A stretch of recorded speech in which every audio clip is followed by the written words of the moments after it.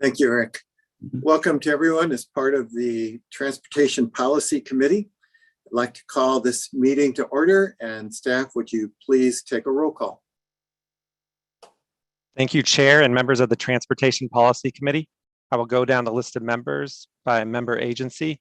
Please unmute and indicate if you are present. Rock Arnett. I am present. Thank you. Mayor Barney. Present. Thank you. David Barry. Council Member Binsbacher. Jen Daniels. Doug DeClusen.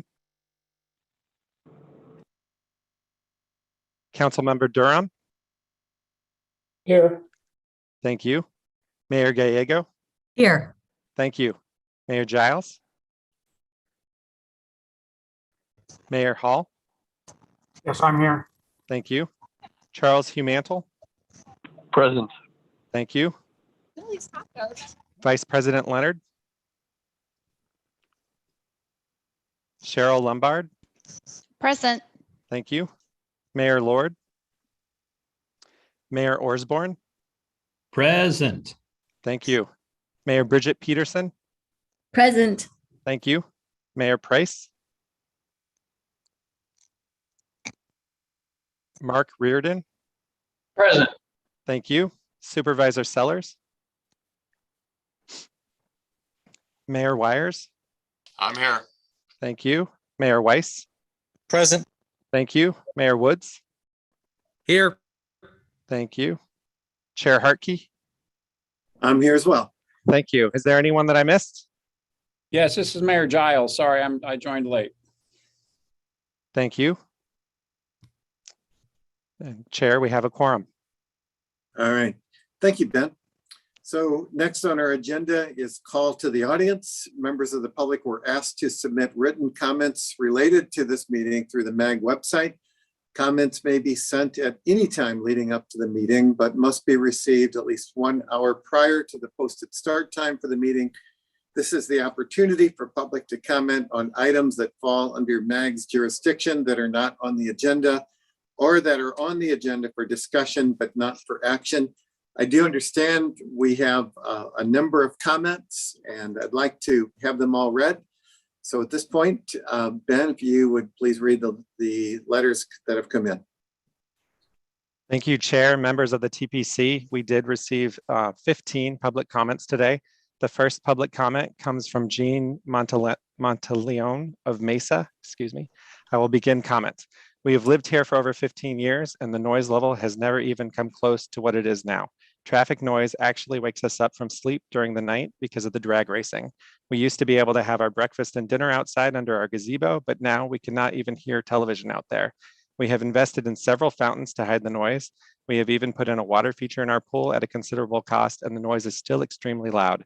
Taking measurements in the early morning in the summer is ridiculous. You can manipulate the data all you want, but the fact is that the diamond grinding has increased the noise level exponentially. Cost us money and has caused a major decrease in my home value. Doing nothing is unacceptable. One way or the other, this problem needs to be resolved. End comment. The second public comment comes from Lisa Zyrick of Tempe. I will begin comment. Dear TPC members, thank you for hiring Volpe to conduct a noise study on the pilot diamond grinding project on the 101 freeway. We live half a mile from the 101 near Elliott Road in Tempe and have experienced increased noise from the freeway since the rubberized asphalt was removed. I wondered if you would add 2 additional pieces to the study since they were left off the original study. One is to have Volpe study the noise effects during a winter month like January. The other is to have them study the peak traffic hours in the morning as opposed to the evening. I believe the study will show sizable meteorological impacts from morning rush hour traffic during the valley's cooler months. This is necessary to truly determine the noise reduction benefits of diamond grinding compared to rubberized asphalt. This will help determine if diamond grinding should be considered for future MAG projects or whether another mitigation solution would be more appropriate. We've spent several $1,000s over the past year for new windows, additional attic insulation, and window inserts, installing an acrylic window inside the existing window as another sound barrier, and we still have to sleep with a white noise machine running and earplugs. If diamond grinding turns out to be the best noise mitigation solution for the 101 freeway Can you please tell me what additional mitigation measures we can take at my home? We love our home and our community and don't want to move, but the morning rush hour noise from November to March is unbearable. We would appreciate any help that you can provide, including expanding the scope of the study. Thank you. End comment. The third public comment comes from Philip Nettles of Tempe. I will begin comments. I have lived at this address since 2017 when I purchased the home. I was nervous when purchasing a home so close to a major freeway. I performed my own test by observing road noise during different times of the day. Since the freeway expansion on the 101 and diamond grinding servicing, the noise levels have increased dramatically, causing me to avoid using my outdoor space and not allowing me to open my windows at night. Please consider resurfacing the 101 freeways or making payments to residents for diminished property values caused by the noise pollution. End comment. The fourth public comment comes from Amy Sandell of Chandler. I will begin comment.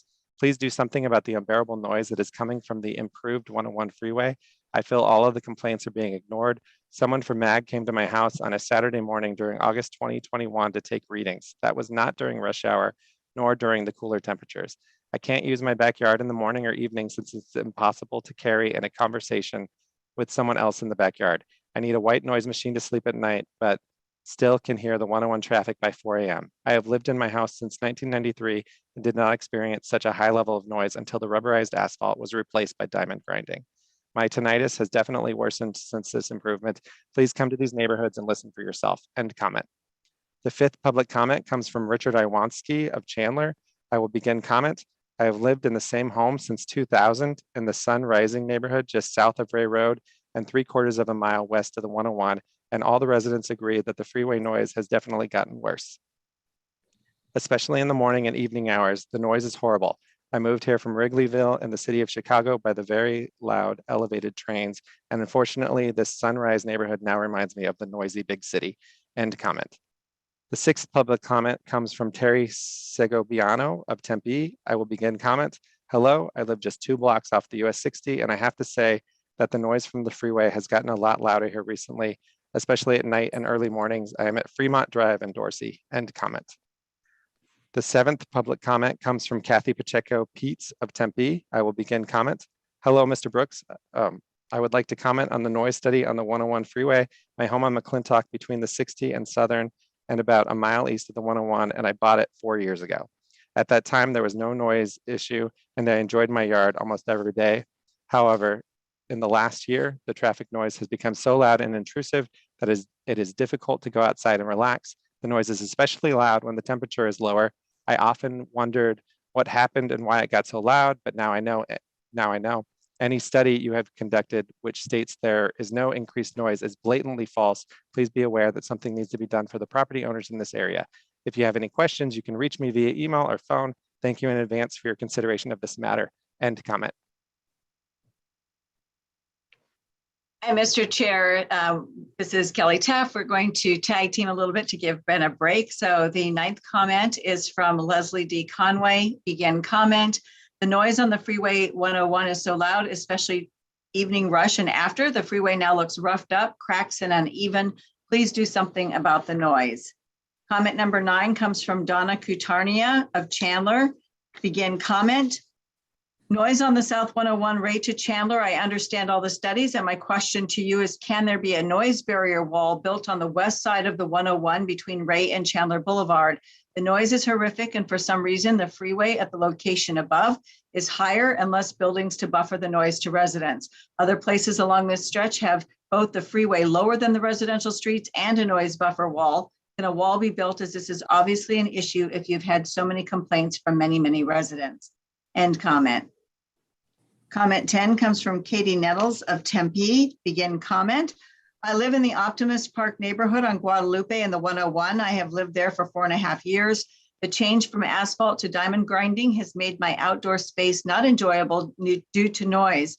I can hear cars at all times of the day and find the results of the study ridiculous and not accurate. I encourage the committee to read the comments of homeowners all across the 101 and the significant number of people this is impacting. End comment. The 11th comment comes from John Logan of Tempe. Begin comment. I live within a mile of the 101 in South Tempe. The noise in my backyard has gotten significantly louder since the concrete surfacing was installed. Please go back to the rubberized asphalt surfacing. The noise and ride quality were much better when that was first installed on the freeway. End comment. Comment number 12 comes from Bailey Volden of Chandler. Begin comment, 101 is much louder, horrible road noise to nearby homes. End comment.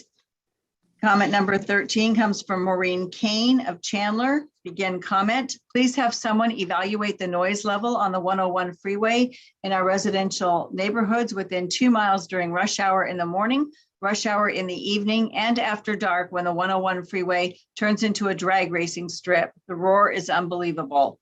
P.S. I would like to know the effect of this diamond ground, no asphalt surface on our tires. It cannot be good, but by trying to cut corners to save money, you are not only affecting taxpayers' quiet enjoyment of our property, but also are costing us money in wear and tear on our tires. Please resurface the 101 Price Freeway. End comment. The next comment, number 14, comes from Gordon Volden of Chandler. Begin comment. Noise on the 101 has been very impactful since the changes. This needs to be resolved. End comment. And the final comment is from Steve Martinez of Mesa. Begin comment. I have lived in Dobson Ranch since October 2020. At that time, the 101 stopped at Guadalupe. After it was opened up to go further south, the noise level increased. And then when the rubberized asphalt was put down, the noise level was decreased considerably. The noise level has increased again, and the new diamond grind technology is not helping. End comment. Mr. Chair, members of the Regional Council, I believe that is all the comments that we have received. Okay, thank you so much. Obviously, we've got a number of comments, and I we'll kind of move on with this. I think there's opportunity for members at the end of this for comments or announcements or future agenda items that to address potentially these comments or others. Next on our agenda is item number 3, the approval of consent agenda. Items 3A through 3B are on consent agenda. Does any member of the TPC have questions or would like a presentation on any of these items? Hearing none, is there a motion and a second for items 3A through 3B? I didn't catch the name of that member. Motion to approve, Eric Osborne. Motion to approve, Eric Osborne. Is there a second? Second. Second by Tom Durham. All right, we have a motion and a second. Is there any discussion of these two items? Hearing none. Staff, please take a roll call for the vote. Thank you, Chair and members of the Transportation Policy Committee. I will go down the list of members by member agency. Please unmute and indicate how you vote. Rock Arnett. Mayor Barney. Aye. David Barry. Councilmember Durham. Aye. Thank you. Mayor Gallego. Aye. Thank you. Mayor Giles. Aye. Thank you. Mayor Hall. Aye. Thank you. Charles Humantle. Aye. Thank you. Cheryl Lombard. Aye. Thank you. Mayor Osborne. Aye. Thank you. Mayor Bridget Peterson. Aye. Thank you. Mark Reardon. Aye. Thank you. Mayor Wires. I vote aye. Thank you. Mayor Weiss. Aye. Thank you. Mayor Woods. Aye. And Mr. Chair, how do you vote? Yes. Thank you. Is there anyone that I missed? Jen I was Dan, on mute. This is Rock Arnett. I vote aye. and this is Jen Daniels. I vote aye as well. Thank you. I've got both of you down. The motion carries unanimously. Thank you. Next item on our agenda is item number 4, the Draft Momentum 2050 MAG Regional Transportation Plan, Draft FY 2022 to 2025 MAG Transportation Improvement Program, and Public Input Report presented by MAG Transportation Planning Program Manager, Audra Kester Thomas. Audra, take it away. Thank you, Chairman Harkey, members of Transportation Policy Committee. Very excited to be in front of you today to present this important milestone in the work and development associated with the last 2 years of work for the extension of Proposition 400. We now take a step back, packaging that work alongside Proposition 400 and our existing funded programs to compile it into our 2 federally required documents, the Regional Transportation Plan and the Transportation Improvement Program. I'm here today to present those items alongside our conformity analysis and public input report before recommending action for you today on this important milestone. Next slide.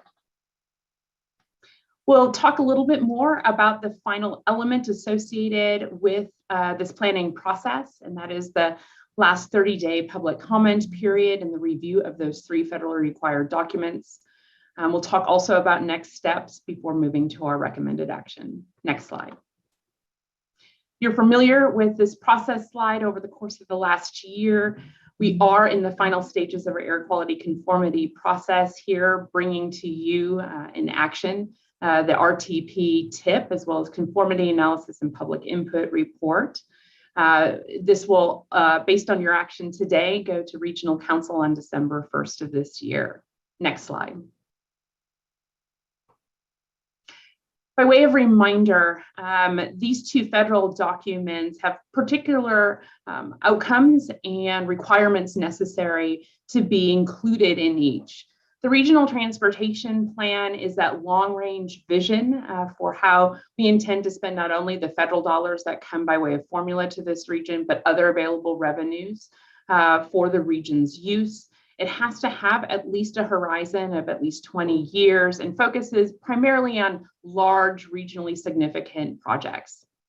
The Transportation Improvement Program, however, is a short-range list. This is a discrete project list over the next 4 years, including all regionally significant projects, regardless of funding source, and by definition serves as the first 4 years of the Regional Transportation Plan.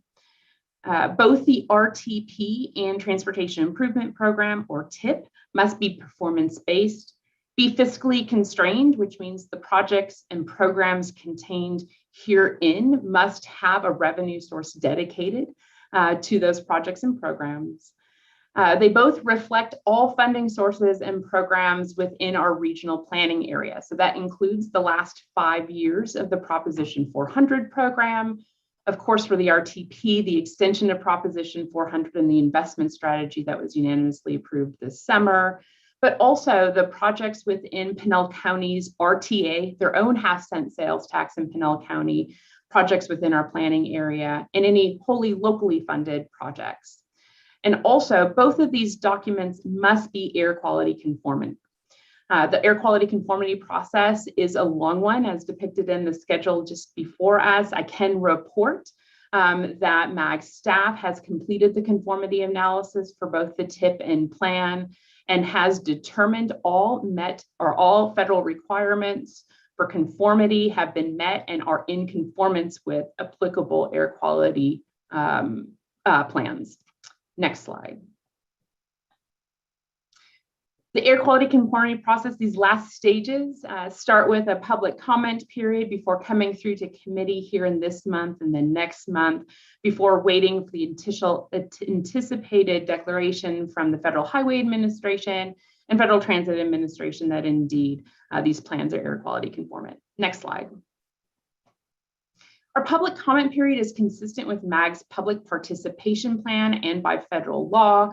We placed this ad in the Arizona Republic, sent e-blasts to over 15,000 stakeholders, members of the public and agencies, and also used our websites, both MAG and our momentumplan.com, as well as our social media feeds to engage with and encourage public comment. Next slide.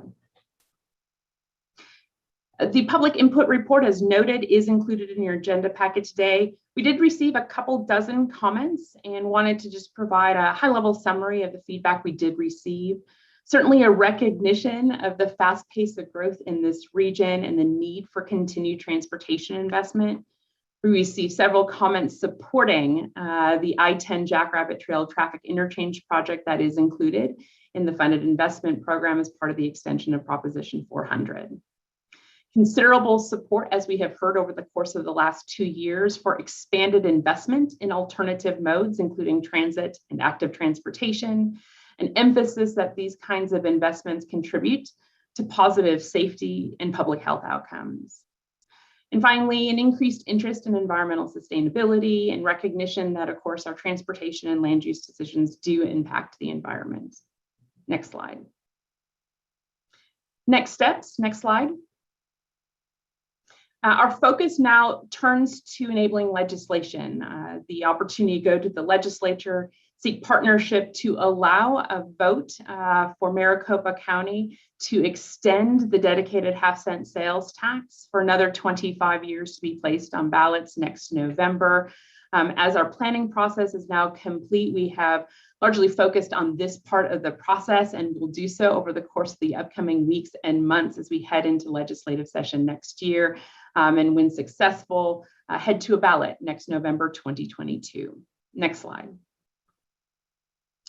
We will continue to update our momentumplan.com, our website, project website, as we pivot from the plan development now to the plan education and information stage. We'll continue to be producing some fact sheets and informational resources to be used over the course of the upcoming months, and especially as we head into an election next year. Next slide. So before I move to this action, I do want to acknowledge on behalf of Eric Anderson and members of MAG staff, our appreciation specifically to this committee. The Transportation Policy Committee was originated at MAG to be the custodian, to be the developer of our regional transportation plan. Over the course of the last 2 years, a considerable amount of work has been undertaken to inform an extension of Proposition 400. A lot of special meetings, a considerable amount of time and engagement from all of you as partners in the development of an investment plan for our future. I want to acknowledge and express an immense amount of appreciation for not only your commitment to this important work, but your staff's commitment in spending late hours with us on weekends and at night, in ensuring that you have the information you needed to make what we all know were some very difficult decisions over the course of this last summer. So before we move to the action, I just wanted Chair Harkey, members of Transportation Policy Committee to thank you for your dedicated commitment to this work. So with that, without further ado, I would like to present to you a recommended action for today, which is recommended approval of the draft Momentum 2050 MAG Regional Transportation Plan and errata sheet changes, and the draft fiscal year 2022 through 2025 MAG Transportation Improvement Program and errata sheet changes, contingent on a finding of conformity and recommended acceptance of the public input report. Chairman Harkey and members of the committee, I stand ready to answer any questions. Thank you, Andrea. Committee, what questions do you have?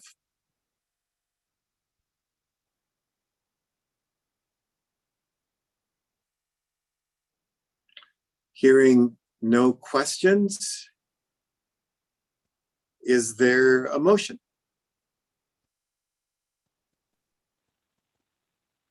Mr. Chair, it's Ken Weiss. I'll make the motion. Thank you, Ken. Wait, motion, is there a second? Second, Eric Osborne. Second by Mayor Osborne. So we have a motion and a second. Is there any discussion of this motion? All right, I'd like to call for a vote. Staff, please poll our participants for the vote. Thank you, Chair and members of the Transportation Policy Committee. I will go down the list of members by member agency. Please unmute and indicate how you vote. Rock Arnett. I vote aye. Thank you. Mayor Barney. Aye. Thank you. David Barry. Aye. Thank you. Jen Daniels. Aye. Thank you. Councilmember Durham. Aye. Thank you. Mayor Gallego. Aye. Thank you. Mayor Giles. Aye. Thank you. Mayor Hall. Charles Hugh Mantle. Aye.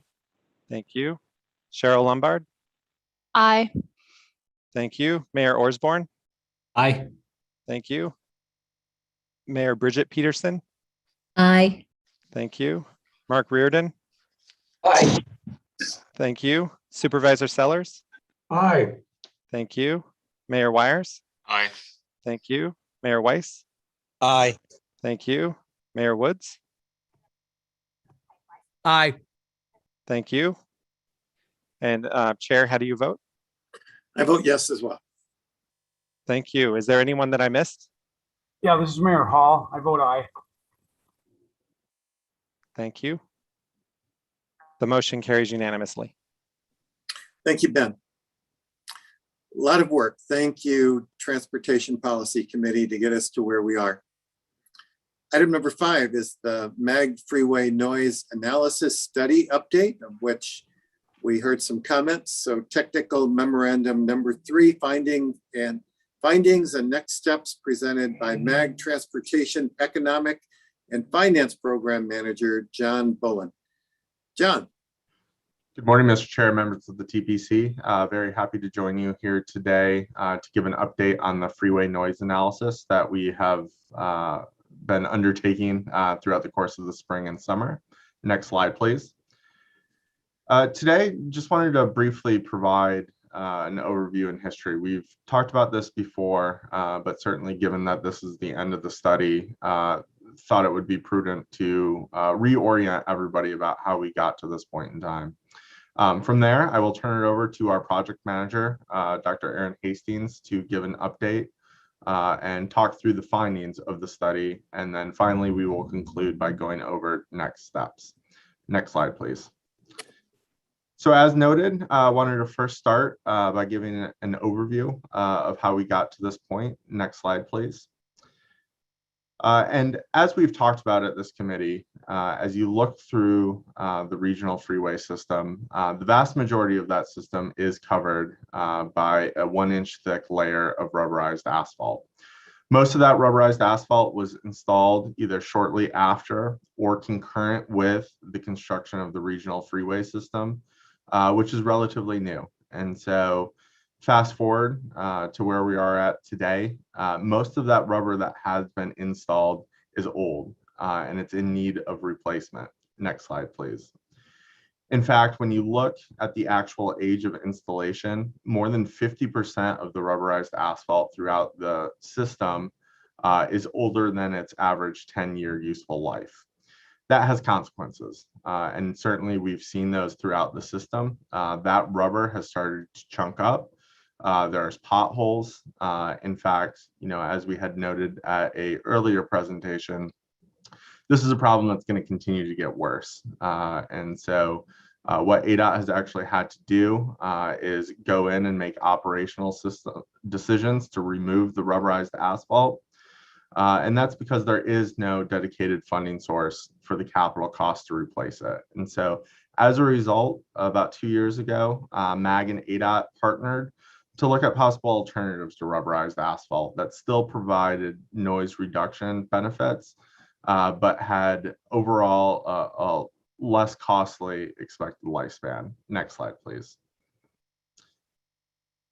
So that culminated with action by the MAG Regional Council in June of 2020 to approve a diamond grind pilot program. As part of that program, we would explore diamond grind surface treatment on 3 projects funded through the regional freeway system. Throughout the pilot, we continue to assess life cycle costs. We continue to assess quality of ride and certainly public acceptance of ground concrete surface.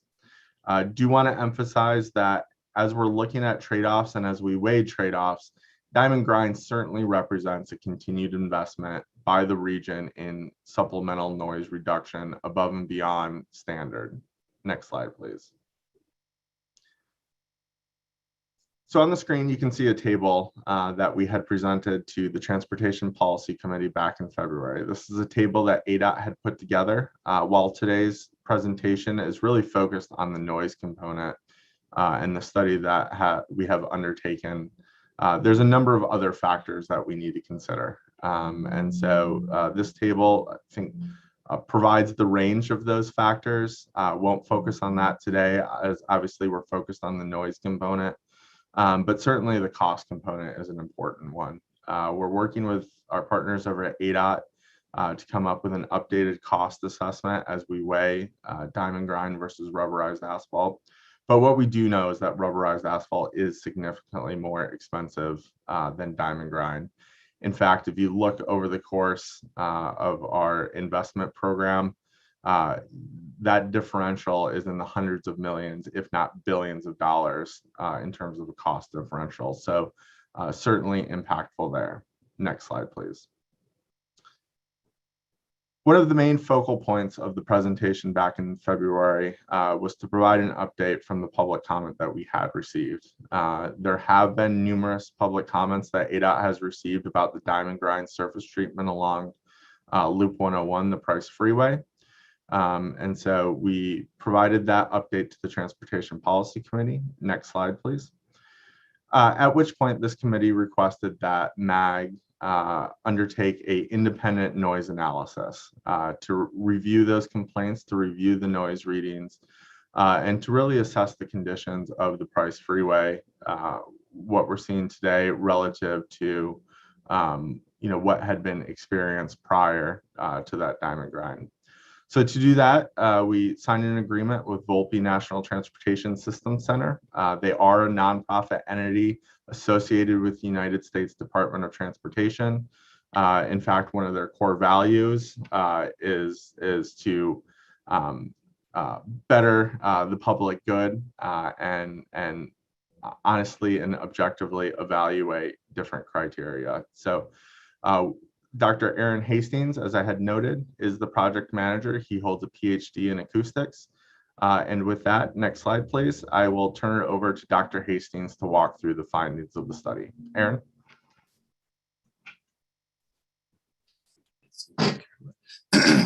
Thank you, John. Good afternoon, Mr. Chairman Harkey and members of the Transportation Policy Committee. I'll be taking over discussion on this part of the presentation. So if we go to the next slide, please. So as John talked about, this study started because of some noise complaints along the Price Freeway, where they had replaced an aged rubberized asphalt with a diamond grind, and the number of noise complaints was starting to increase. So what we've been doing in the study has been focused on trying to understand and how to characterize the noise character of these two different types of pavement, the rubberized asphalt and the diamond grind. So we're trying to quantify the noise differences and evaluate if what types of characteristics may be contributing to a change, if there is one. And the main way that we're doing this is we're looking at three different metrics, or three different types of metrics. We're looking at the overall level.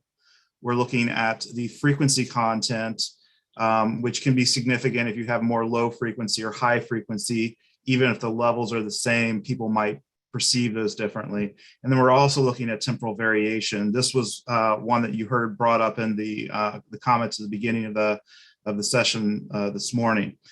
So we're looking at all three of these noise characteristics for these two types of pavements. And we're also trying to look at this over the life cycle of these pavements as well.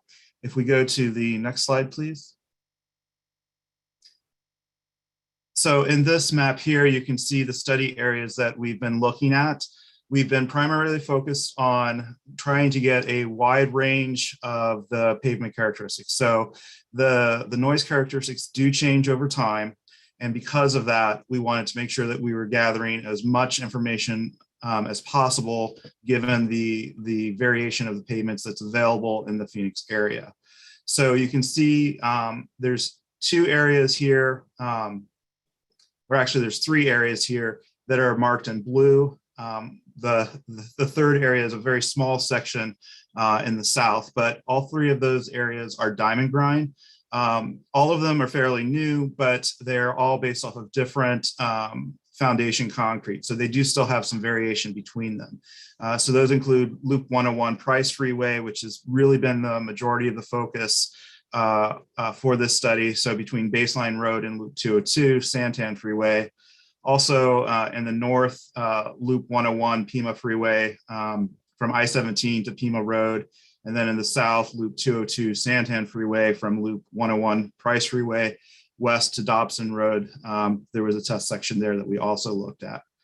For the rubberized asphalt, you see that in the map marked in red. So there were an additional 4 sites there that we looked at, or 4 areas that we looked at there.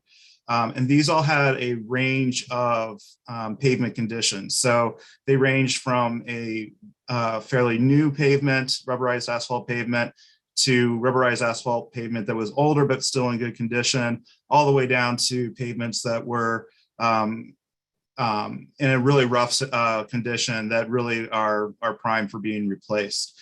So those included State Route 51 Piestewa Freeway from Shea Boulevard to Bell Road, Loop 202 Santan Freeway from Gilbert Road to I-10, Loop 101 Pima Freeway from Shea Boulevard to Loop 202, the Red Mountain Freeway, and then Loop 202 South Mountain Freeway, I-10 Maricopa Freeway to I-10 Papago, sorry, Freeway. I didn't practice that one. That one was actually an additional one that we added just for the OBSI because we wanted to get as wide a range and high quality of pavements as we could get.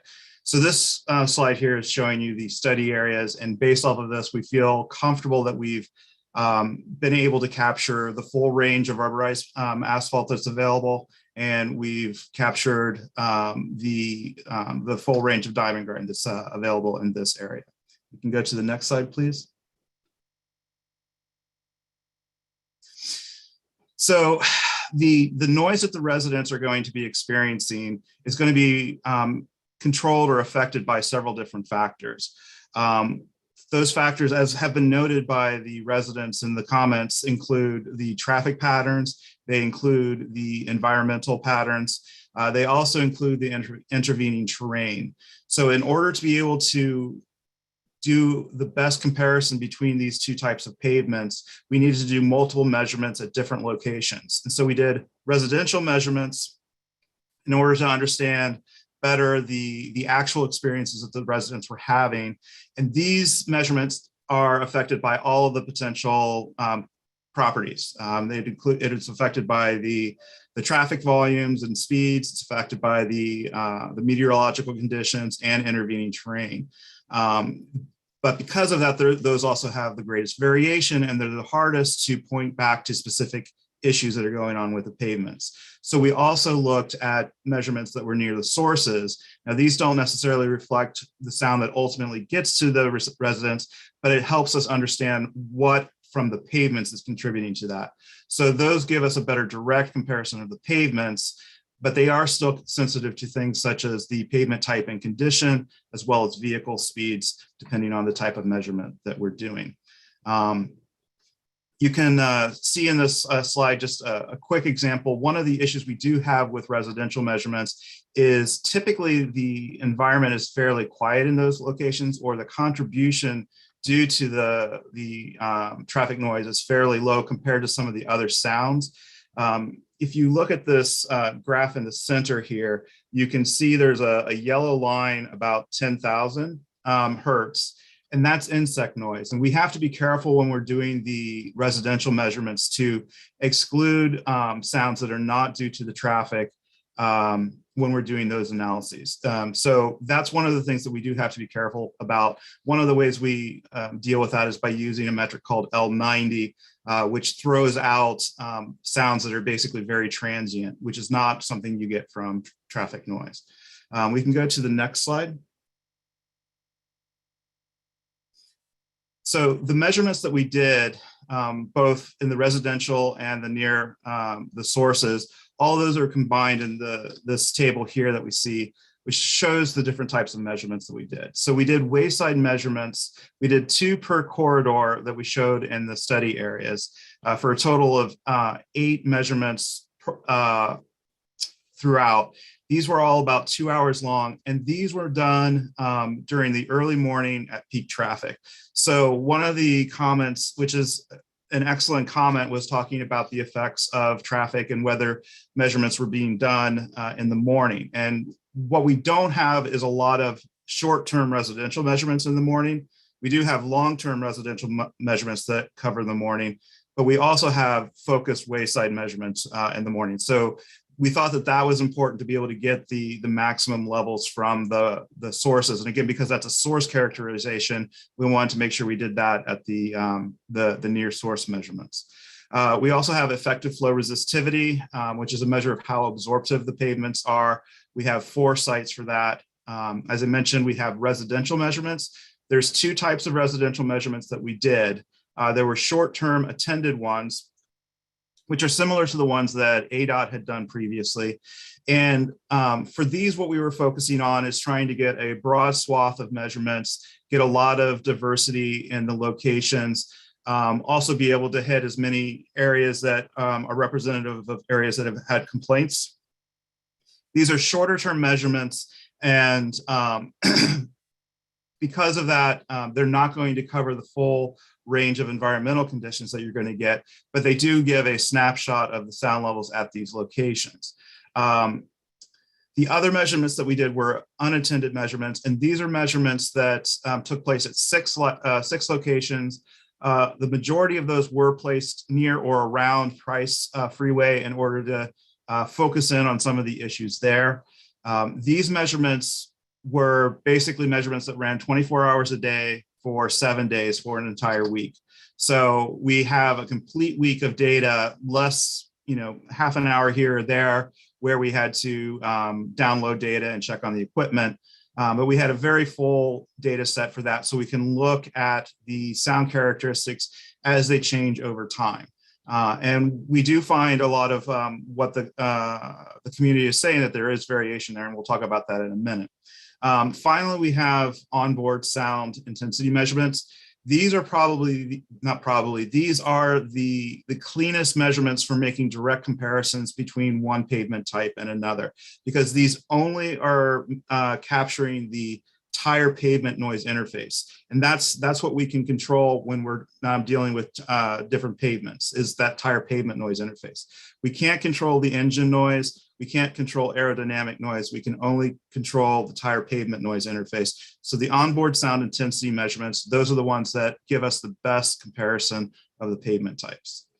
So we did these measurements between September 7th and 19th of this year. Since then, we have been processing the data and analyzing it so that we can give you a final result and report.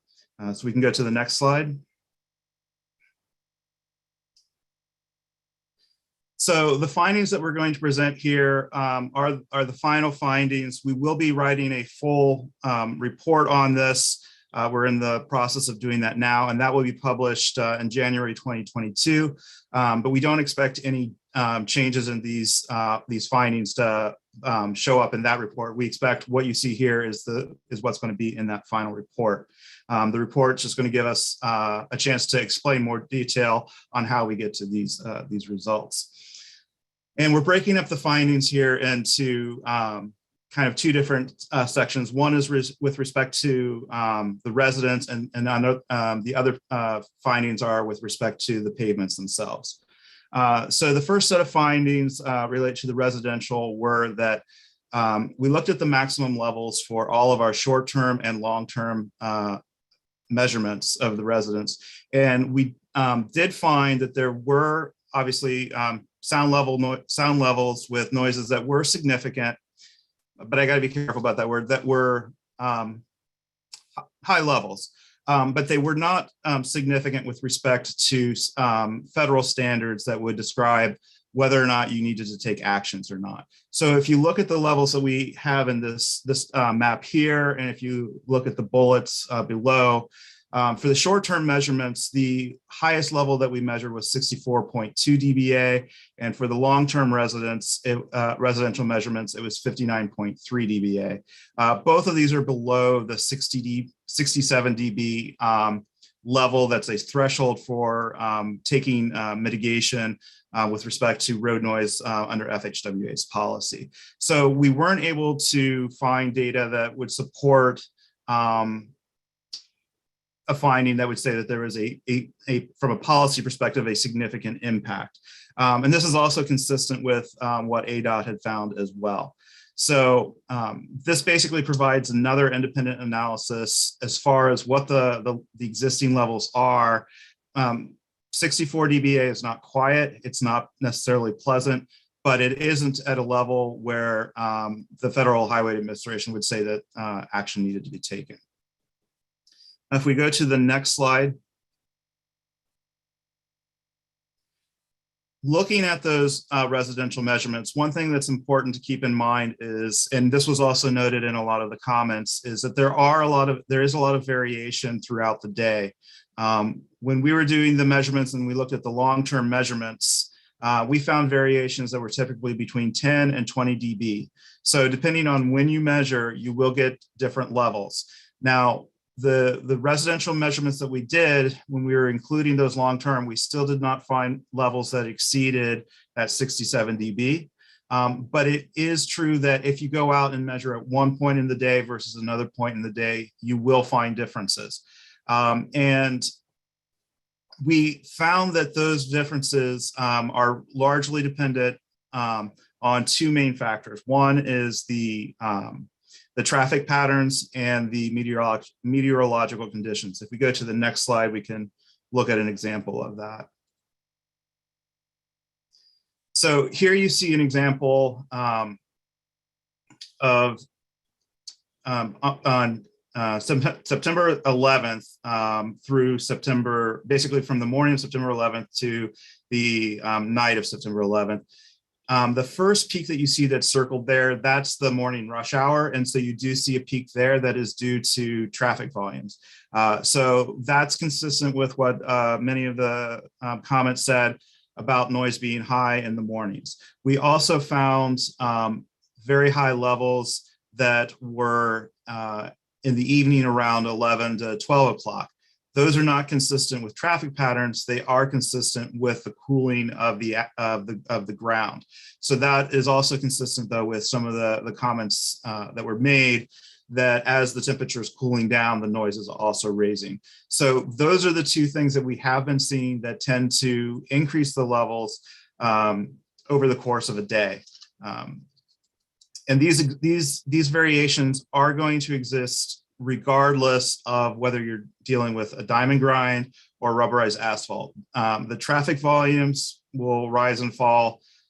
That's not going to be affected by the pavement type, and the temperature inversions that you get from the cooling of the ground are also most likely not going to be affected by pavements. So both of these are characteristics that are causing the sound level to increase, but they're not something that changing the pavement necessarily is going to help with. If we go to the next slide, we'll talk about some of the findings that are specific to the pavements themselves. So in this slide here, what you're seeing is a summary of the OBSI data. So this is the data that is specifically looking at the tire pavement noise. The red lines are for rubberized asphalt and the blue lines are for diamond grind. The dashed lines are representing the highest and lowest values for those pavement types, and the solid lines are the averages of the data that we have available. And some of the things that we see here is, for example, both the quietest and the loudest pavements were rubberized asphalt. So the newer, better conditioned rubberized asphalt had the lowest levels, and the older rubberized asphalt, which is ready for replacement, actually had significantly louder levels than even the worst performing diamond grind. So one of the things that's important to see there is that probably indicates that when you're going from an aged rubberized asphalt, like what we see on Price, and you move to a diamond grind, there shouldn't be an expectation that the levels will actually increase due to the replacement of the diamond grind. In fact, the diamond grind should actually be a little bit quieter than an aged rubberized asphalt. Again, this is looking at the data that we have. And I guess one thing we should point out is we do not have data from a year and a half ago before the diamond grind was put in. We don't have that rubberized asphalt. We have proxies for that. But those proxies, when we look at that, we're not seeing an indication that there will be a difference. Another thing to note is that The diamond grind tends to perform better than those aged rubberized asphalts from 1,000 hertz below. So this is an area of low frequencies that tend to propagate better. And so they can affect longer distances, they can roll over barriers. So this would indicate that it's actually harder to attenuate the sound level of rubberized asphalt that's in poor condition. If we go to the next slide, we have a few more findings for the pavements. One interesting thing that we did find was one of the diamond grinds, this was the test section in the southern section, it actually performed better than even the best rubberized asphalt below about 600 hertz. So when you look at the range of the diamond grind, there actually is some indications that not only is it a quiet pavement, but it can actually outperform rubberized asphalts in some conditions. However, all that said, with few exceptions, rubberized asphalt in its best condition will outperform all other pavement types and conditions. It's just important to keep in mind that that best condition will age more rapidly than we would expect for diamond grind. And so if you start with a very nice pavement, eventually you're going to get to that situation where it's actually performing worse. So if we go to the next slide, I'll just summarize the key findings. First of all, sound level variances were measured on residential properties and were deemed to be the result of traffic patterns and meteorological effects. We could not find an indication that the changes in level were due to pavement type. We looked at rubberized asphalt and initially saw that it provides a large amount of sound attenuation, but those benefits do diminish over time to the point where it is acoustically worse than diamond grind when you get to that aged rubberized asphalt. And so when you replace that aged rubberized asphalt with a diamond grind, we're not expecting that there are noticeable or measurable increases in noise level. And when we looked at the spectral data, we weren't able to identify any noticeable tones or high pitches that might increase the annoyance. And then finally, based off of everything that we found, diamond grind can actually provide a net decrease in sound level compared to the existing aged rubberized asphalt. So not compared to new rubberized asphalt, but when you're making this shift from the aged rubberized to a diamond grind, it can provide a net decrease in sound. So those are the key findings. If we go to the next slide, I'll turn it back over to John so that he can talk about the next steps. Thanks, Aaron. Next slide, please. So, I think from a staff perspective, we certainly recognize that as we weigh these policy decisions, as we weigh, diamond grind versus rubberized asphalt, there's big consequences. It impacts a number of people. Certainly, it is very expensive. It's a lot of funding. I think with this study, we certainly see an opportunity to continue to look at the issue, to study it more. As Aaron had mentioned, we are seeing variations, based on the time of day. And so, that was a result during our study period of the change in weather. And so, certainly as things cool off, it's an opportunity to continue to look at that, continue to see what sort of changes go on. Also, as we do more diamond grind, quite honestly, it's an opportunity to continue to study that, figure out if there's any perhaps best practices from other sections that we might be able to take away and apply. And so from a staff perspective, our recommendation is to expand the diamond grind pilot program, but concurrent with that, commit to additional study. As Aaron had mentioned, with the Price Freeway, we've had to use other freeways as a proxy. I think with a commitment to continue to study this, we can actually look at a corridor that currently has aged rubberized asphalt. We can get comprehensive data, and then we can do a similar study afterwards. So, the study will take time, but I think it's important, certainly as we weigh some of these big policy decisions. So With that, Mr. Chair, members of the TPC, we'd be happy to answer any questions. Thank you, John and Aaron. I've got several questions, but I will defer to the committee first. Mr. Chairman, this is Jack Sellers. Supervisor Sellers. Yeah, a comment and then a quick question. My comment is, I've been seeing a lot of reports recently about the impact on the heat island effect of rubberized asphalt versus concrete or diamond grind. And I don't know whether that's going to be a part of any of your studies or not, but certainly it's attracting some attention. My question is, do we know where the point in time is where the rubberized asphalt becomes worse than the diamond grind from a noise standpoint?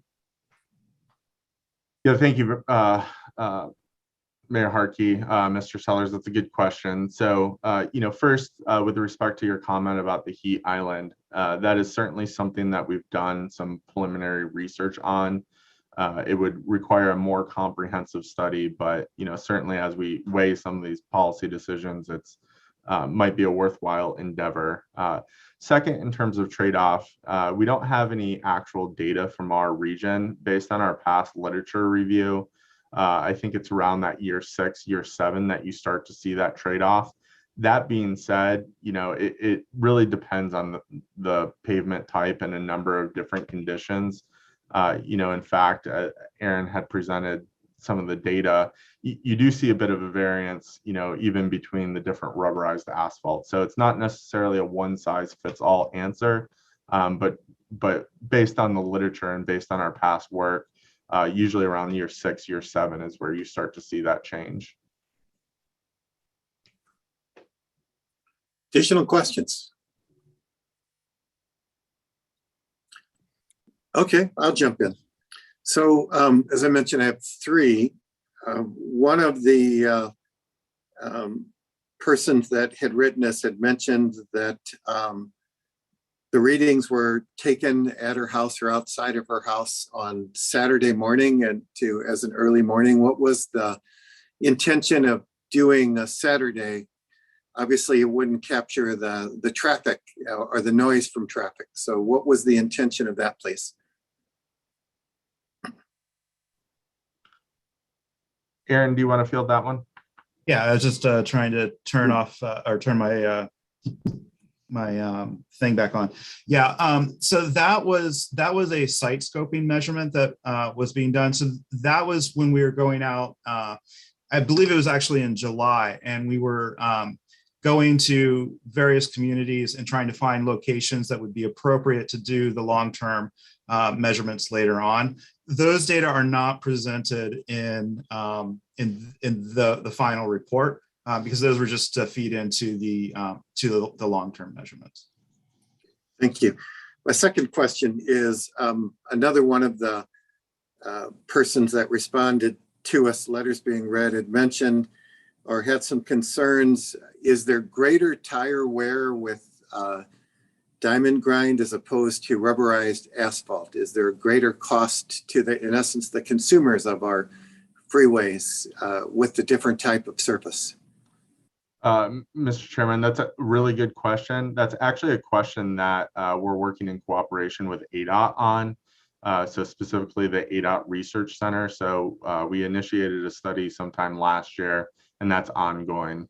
So it's anticipated that study will take another year or 2 to conclude. Okay. And my third question, kind of, again, mixing a couple of these questions together, there were several comments about noise increasing in November as opposed to September. So I certainly support the next steps.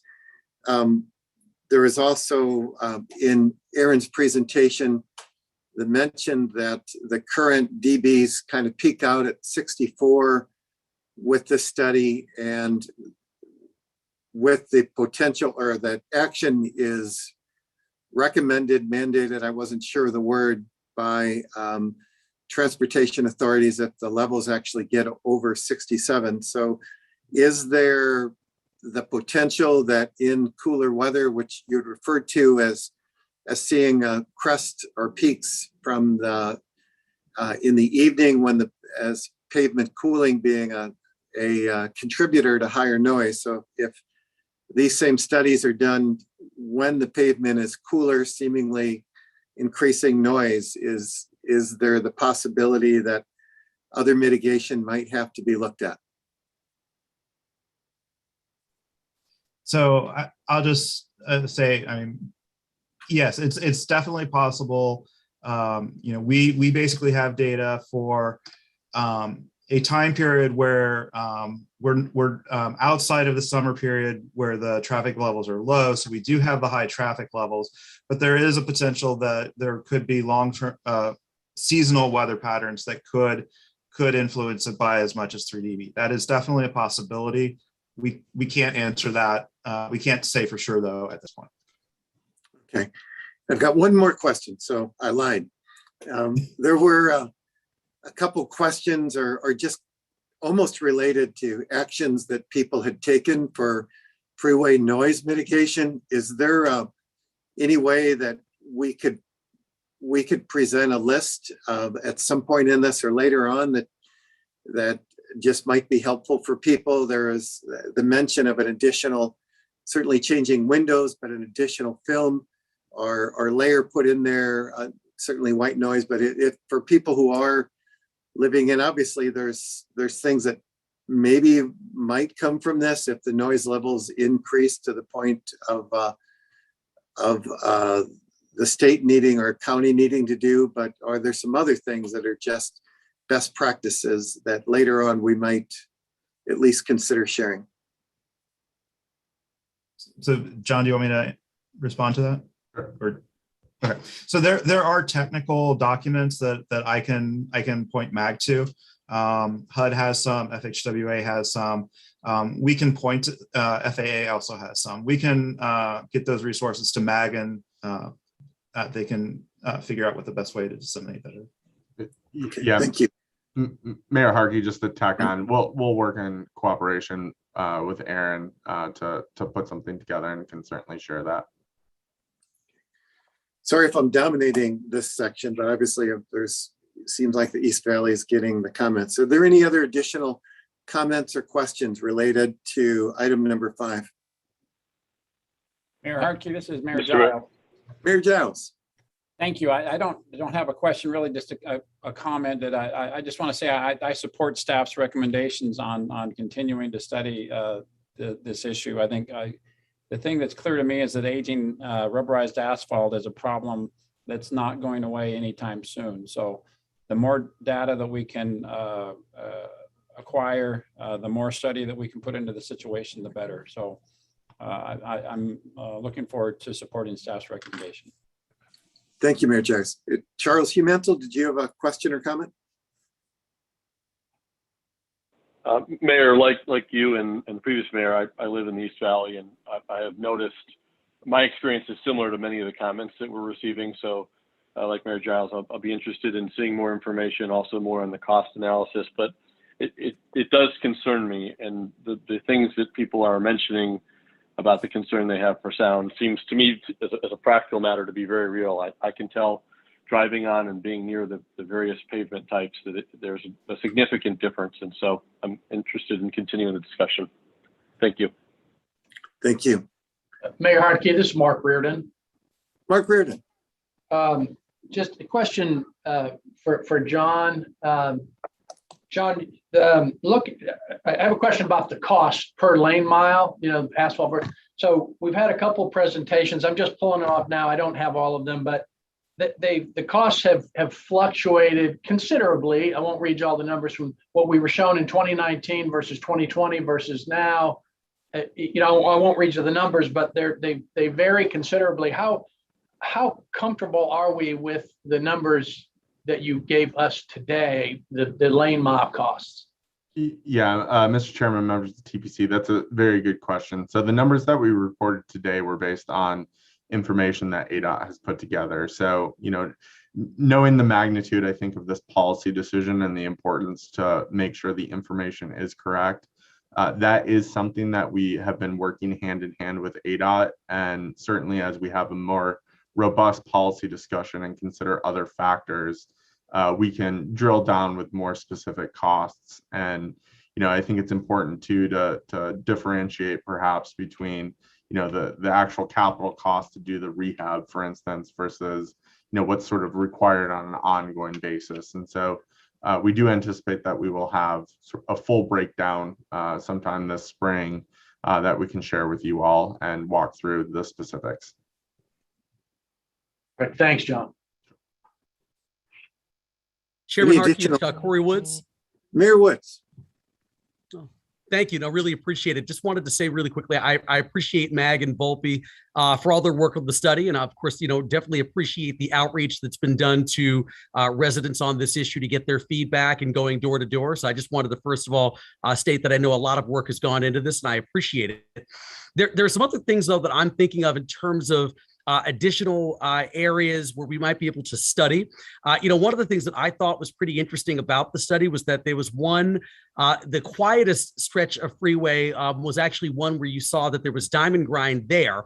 And I'm actually wondering if there's some way where we could kind of see if those conditions could be replicated in the 101 stretch that's adjacent to the neighborhoods, since that was a finding in the study. So I'm just sort of curious if there's some way to kind of do a little bit of a deeper dive and look at some of the lessons learned from those quieter stretches to see if we could do something that could help the residents of Chandler, Mesa, and Tempe. So that's one item I would love to just kind of throw out there to John and Aaron. The second thing is I've heard this from a few residents in the South Tempe area and sort of the affected portions. They've also talked about, the desire to maybe expand the study to include one or two of the winter months, such as January or February, because they feel like that would also make the study a lot more comprehensive, coming back after the holidays and seeing really kind of what the full crush of rush hour traffic looks like. But then my other thought process too, honestly, is there've been a lot of ideas raised by residents who, quite honestly, I mean, they're not, they understand the situation of trying to find a cost-effective way to really address this. And they want to be mindful of taxpayer money, just like all of us who are on this call right now. But at the same time, they're clearly worried about the property values of their homes and just the ability to enjoy their homes and their current neighborhoods.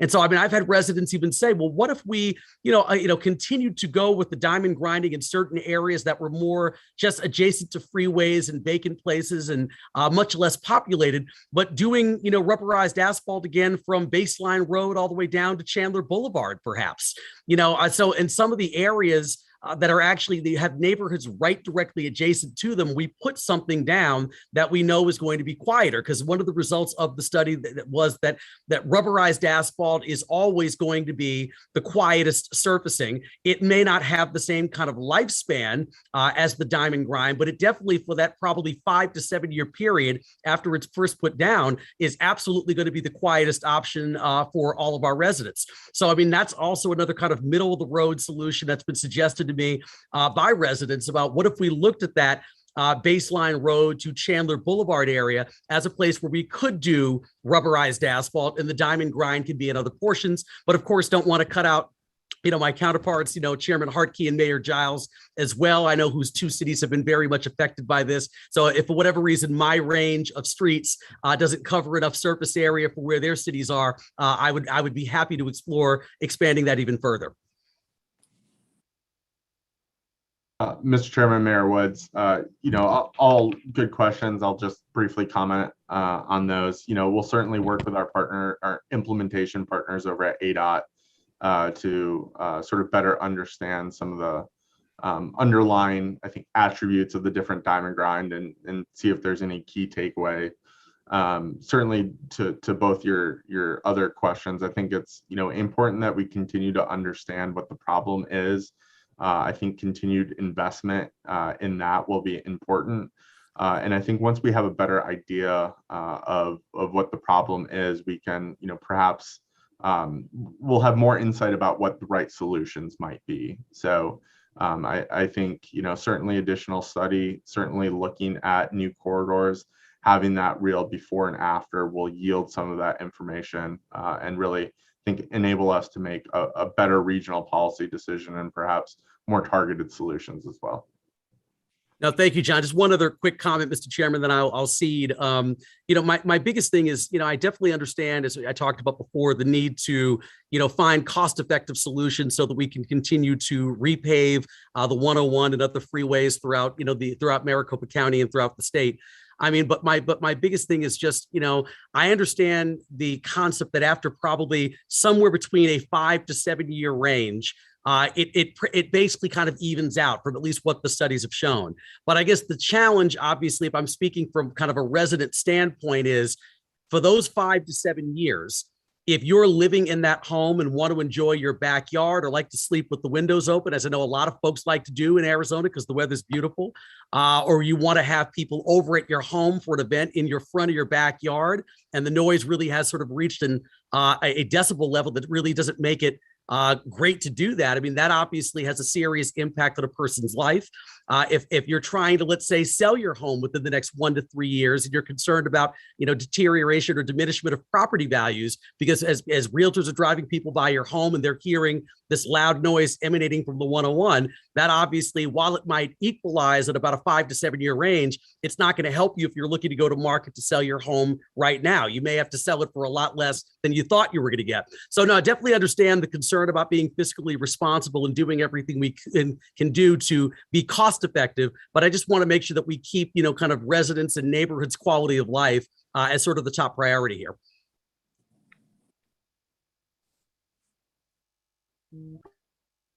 Thank you, Mayor Witz. Any other comments? Chairman Harkey? Mayor Gallego? I wanted to thank our East Valley mayors for their hard work on this issue, and thank you to MAG staff and to Aaron and all the consulting team. I would just ask that as we continue to look at the best materials for our freeways, I want to echo what Jack Sellers said in this area, and if we could continue to look at heat impacts, I think that is very important for our region. Phoenix has engaged in a cool pavement program, and Arizona State University has found that we are able to make a 10-degree difference. So that is tangible for our residents, and one where I would like to see additional data. Certainly, Mayor Gallego. Not the last chance, but second to last chance. Any other questions or comments? Mayor Harkey, this is Mayor Hall. Mayor Hall. Hey, John, I just got a question for you. Have you looked, California's been using diamond grind since the mid-'80s. Have you looked at any noise studies in California? Yeah, thank you, Mr. Chairman. Mayor Hall, certainly, I think when we first approached this problem in coordination with ADOT, ADOT definitely looked nationwide, and we did too. I think our region is unique. We are the only ones that really cover good concrete with a layer of rubberized asphalt, and I think that's in part what helped ADOT to understand or pursue a concrete-based solution. So looking nationwide at best practices, that's something that we certainly continue to do and will continue to do throughout this process. Okay, but I understand the application and all that, but have you really looked at noise studies? And I'm thinking I don't know, I'm just thinking about it. It might be an implementation issue of the diamond grind. You know what I'm saying, John? Yeah, Mayor Hall, members of the TPC. So in terms of how the federal government looks at this, DOT, in terms of required noise mitigation. So pavement treatments themselves don't actually qualify as a noise mitigation technique. And so the state DOTs don't actually get credit for putting down quiet pavement, if you will. And so when there's noise analysis is done, when different mitigation measures are taken into consideration, such as sound walls and other techniques, the pavement themselves don't actually factor in that. But certainly, based on this research work, we did notice slight variances in the different diamond grind treatments, and so that's something that with continual study in cooperation with ADOT that we'll look at. Okay. All right, John, thank you.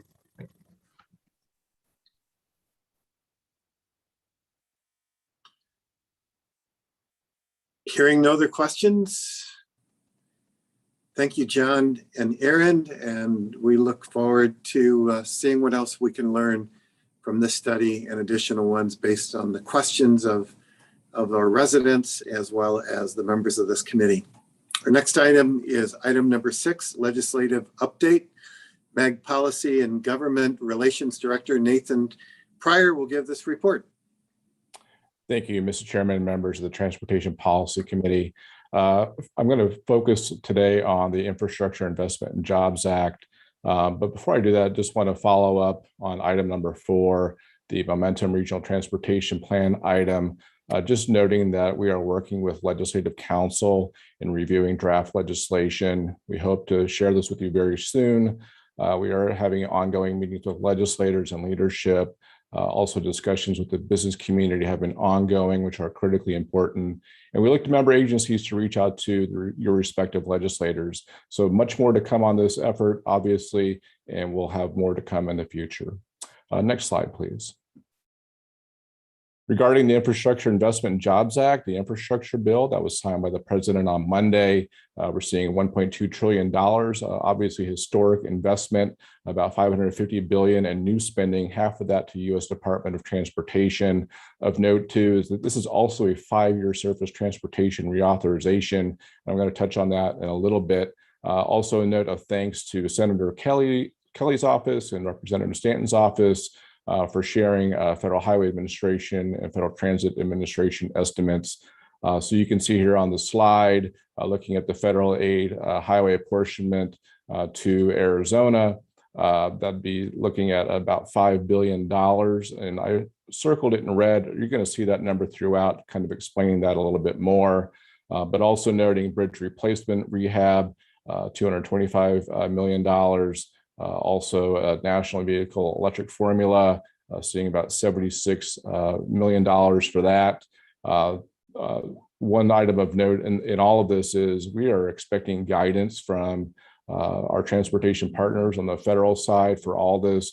Obviously, this historic bill has a lot to unpack, looking for guidance in terms of how this funding is going to be applied to both the state and the region. Next slide, please. So as I mentioned, that $5 billion number, here's the breakout of some of the programs you can see there. The second column being Surface Transportation Block Program, $1.3 billion. CMAX, we're seeing $294 million. Of note in all this, however, next slide, please, is that this is broken out over the next 5 years. So again, historic amount of funding anticipated for Arizona. You can see the current fiscal year versus the FY21, so a significant jump there, and trending upwards through FY26 in this 5-year spending bill. Next slide, please. Just a note on the transit side for the Phoenix Mesa, Arizona UZA, also seeing those FY22 through 26 numbers as a comparative with the FY21. Significant funding coming through FTA for transit. Of note too, while not on the slide, the Goodyear Avondale UZA seeing about $5 million annually through this legislation. Next slide, please. So as I noted, other items that we're tracking regarding some of the programs, passenger and freight rail nationally seeing $66 billion, $11 billion for safety, $7.5 billion for electric vehicle charging, $7.5 billion for clean schools, school buses and ferries, and a number of discretionary grant programs. We look to have a more complete analysis of what's in the infrastructure bill and the January meeting cycle as we receive guidance from our federal partners. Next slide, please. So just a note about the infrastructure bill, this does work in tandem with some of the thoughts and concerns about enabling legislation.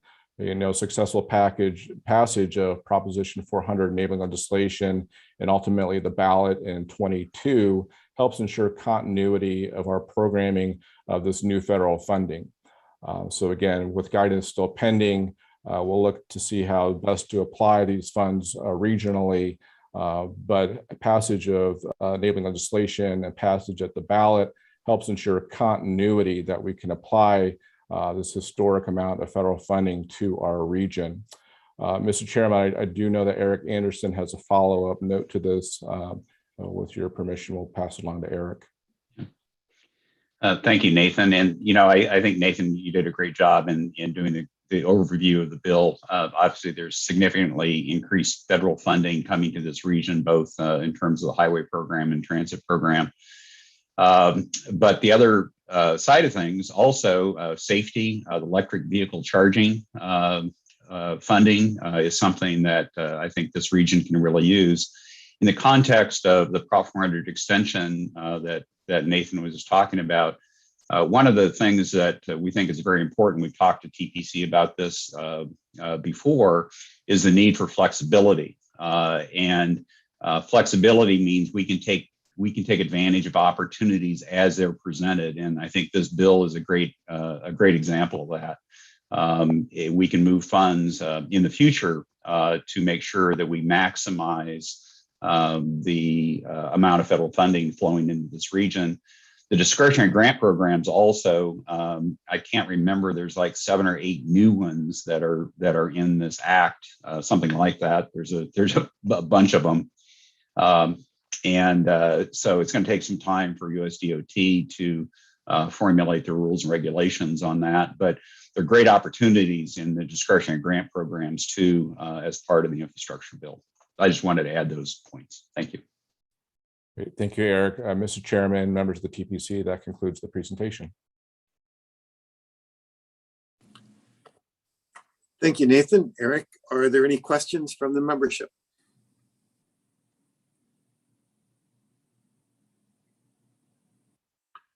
All right, hearing none, thank you. Item number 7 are the requests by membership for an item on a future agenda.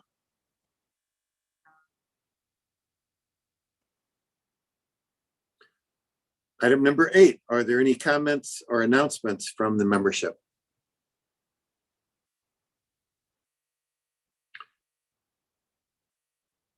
All right, thank you, committee. Business is now concluded. The meeting is adjourned. We'll see many of you at another meeting soon. Have a good afternoon. Thank you all.